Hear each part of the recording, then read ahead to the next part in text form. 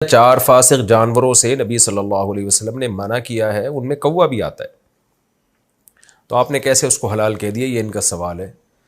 میں نے عام کوے کو حلال نہیں کہا، میں نے کہا تھا کہ کوے کو اگر باندھ کے رکھا جائے، کچھ دن تک اس کو صاف ستھری غذا کھلائی جائے، دانہ کھلایا جائے، تو ہوتا ہے حلال وہ۔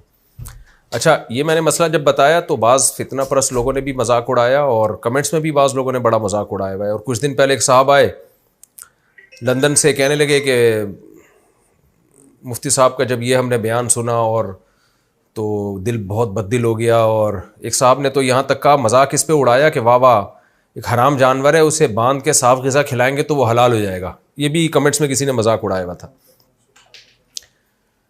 تو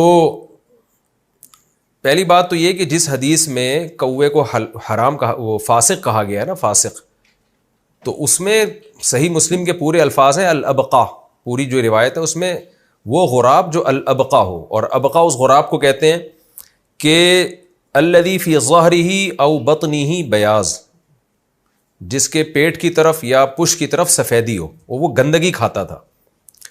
تو اس لیے علماء نے لکھا ہے، ابن قدامہ حنبلی رحمہ اللہ تعالیٰ کی آپ مغنی ابن قدامہ اٹھائیں تو انہوں نے لکھا ہے کہ اتفق العلماء علی اخراج الغراب الصغیر الذی یاکل الحب، کہ جو کوا صرف دانہ کھاتا ہے اس کوے کو اس حدیث سے مستثنیٰ کیا گیا ہے۔ اتفق العلماء، اس پر علماء کا اتفاق ہے، اجماعی مسئلہ ہے یہ، تو اجماع خود ایک حجت ہوتی ہے۔ تو کوا اپنی وضع کے اعتبار سے ان جانوروں میں سے ہے جو درندے نہیں ہیں۔ مثال کے طور پر میں اگر کسی سے پوچھوں کہ شتر مرغ کھانے کے حلال ہونے کی کیا دلیل ہے، اس طرح بہت سارے حلال پرندے ہیں جن کا ہمیں حدیث میں تذکرہ نہیں ملتا، لیکن ان کو جائز کیوں کہا جاتا ہے؟ اس لیے کہ وہ حلال پرندوں کی جنس میں سے ہیں۔ حلال پرندے کون سے ہوتے ہیں؟ جو چونچ سے کھاتے ہیں، جو چیر پھاڑ نہیں کرتے، وہ پرندے حلال ہوتے ہیں۔ تو اور جو درندے ہوتے ہیں جو باقاعدہ اپنے پنجوں سے پکڑتے ہیں، شکار اس طرح سے کرتے ہیں، گوشت خور ہوتے ہیں، تو وہ پرندے حرام ہیں۔ بالکل جانوروں میں جیسے چوپائے، اب یہ مار خور ایک جانور ہے، ہمیں تو نہیں ملتا حدیث میں اس کے جائز یا ناجائز ہونے کا، لیکن چونکہ انعام میں داخل ہے، گھاس پھوس کھاتا ہے، چرتا ہے، 4 ٹانگوں پہ چلتا ہے اور گھاس پھوس شکار کرنے والے جانوروں میں سے نہیں ہے، تو پوری امت کا اجماع ہے کہ یہ حلال ہے۔ ایسے ہی پرندوں میں جو کوا ہے نا، وہ چیر پھاڑ نہیں کرتا، وہ پنجوں سے شکار نہیں کرتا، وہ چونچ سے کھاتا ہے، تو اس کے حرام ہونے کی وجہ اس کی گندگی کھانا ہے۔ اس کی مثال ایسے ہے جیسے صحیح حدیث ہے، رسول اللہ صلی اللہ علیہ وسلم نے جلالہ کے کھانے سے منع کیا۔ اب جلالہ کس جانور کو کہتے ہیں؟ وہ حلال جانور جو گندگی کھاتا ہو۔ تو جیسے گائے ہے یا مرغی ہے، اگر یہ مرغی بھی بہت زیادہ گند میں منہ مارنے لگے تو یہ کھانا بھی جائز نہیں ہے، اور اس کی علامت ہے کہ اس کی گوشت میں اسمیل پیدا ہو جائے۔ تو اس کے بارے میں سب کا اتفاق ہے کہ مرغی کو کم سے کم 3 دن، جو جلالہ مرغی ہو نا، جو ہر وقت گند کھاتی ہے، اس کو کم سے کم 3 دن تک صاف ستھری غذا کھلائی جائے گی، اس کے بعد اس کو ذبح کر کے آپ کھا سکتے ہیں۔ اور جو گائے ہے یا بیل ہے، جو بڑے جانور ہے، اگر وہ گندگی کھاتے ہوں اور ہر وقت گندگی میں منہ مارتے ہوں، جیسے کہ آپ کراچی میں دیکھ لیں، یہاں پہ جو پورے ریوڑ کچرا کھلا رہے ہوتے ہیں ان کو، ان کے گوشت میں سے اسمیل آ رہی ہوتی ہے، تو اس جانور کا کھانا حلال ہونے کے باوجود جائز نہیں ہے۔ تو اس کی مدت ہے 40 دن، 40 دن تک آپ اس کو اچھی غذا کھلائیں گے تو پھر وہ کھانا آپ کے لیے حلال ہوگا۔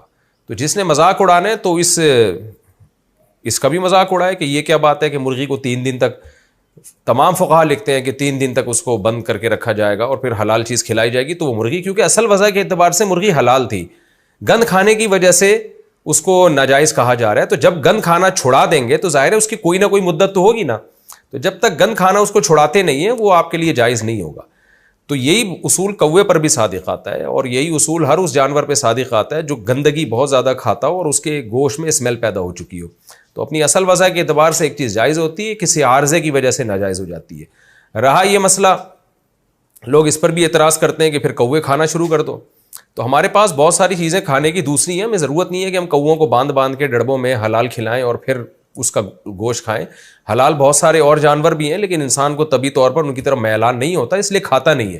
وہ آپ بتائیں، طوطا بھی کھانا حلال ہے، طوطے کے ناجائز ہونے کی ہمارے پاس کوئی دلیل نہیں ہے، لیکن کبھی کسی کو دیکھا آپ نے طوطے کی بریانی پکا کے کھا رہا ہو یا طوطے بنا کے کھا رہا ہو؟ کوئی بھی نہیں کھاتا، اس لیے کہ عام طور پر ان چیزوں کا رواج نہیں ہے۔ تو ہر حلال چیز کھانے کی ترغیب نہیں ہے شریعت میں۔ تو طوطا ہے اور کچھ جانور ایسے ہیں جو حلال ہیں لیکن نہیں کھاتے ہم، نہ اس کا ہمارے یہاں رواج ہے، اس سے اس کی طرف انسان کی طبیعت مائل نہیں ہوتی۔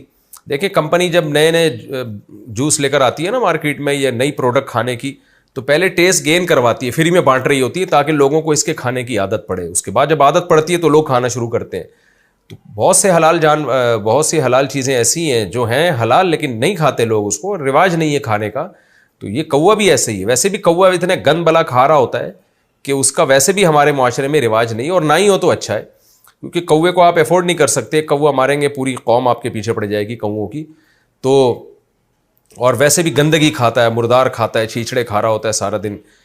تو یہ اس مسئلے کی وضاحت تھی. اب میں پوچھتا ہوں کہ وہ کوا جو حلال کھاتا ہو, جو مجھ سے دلیل پوچھ رہے تھے نا کہ کوے کے حلال ہونے کی کیا دلیل ہے, تو میرا سوال ہے ان سے کہ جو کوا جو پاکیزہ چیزیں کھاتا ہو, گند نہ کھاتا ہو, دانا کھاتا ہو, آپ نے کس بیس پہ اس کو حرام کہا ہے؟ حدیث آپ پیش کریں. تو حدیث جو آتی ہے نا صحیح مسلم کے, جس میں کوے کو فاسق کہا گیا ہے, تو وہ کوا ہے جس کے بارے میں دوسری حدیث میں اس کی میں اضافہ ہے الابقا.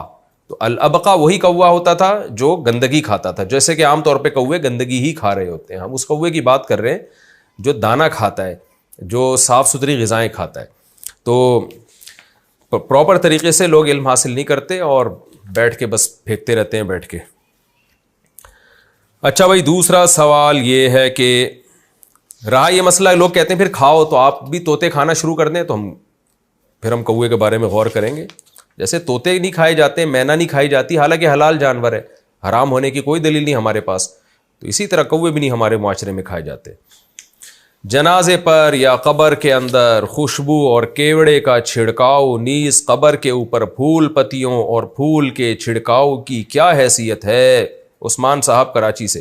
جو کوے کے بارے میں میں نے مسئلہ بتایا تھا نا, تو ایک صاحب ہے, ان کا کام ہی یہی ہے کہ فوراً بچوں کی طرح ان کو, جیسے بچے کے ہاتھ میں جھنجھنا آ جائے نا تو فوراً جھنجھنا بجانا شروع کر دیتا ہے. تو ایسے ہی ایک محترم ہے مشہور, ان کا کام ہی یہی ہے کہ جب بھی کوئی ایسی چیز ملے گی تو ان کو ایسا لگتا ہے جیسے جھنجھنا آ گیا, ایک تماشا اور مذاق اڑانے کا ان کو موقع مل گیا.